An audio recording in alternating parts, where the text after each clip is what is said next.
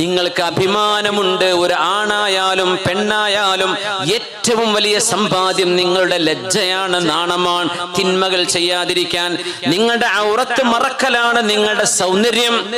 നിങ്ങൾ ലജ്ജയുള്ളവളായി ജീവിക്കുന്നതാണ് നിങ്ങളുടെ ഏറ്റവും വലിയ ആഭരണം.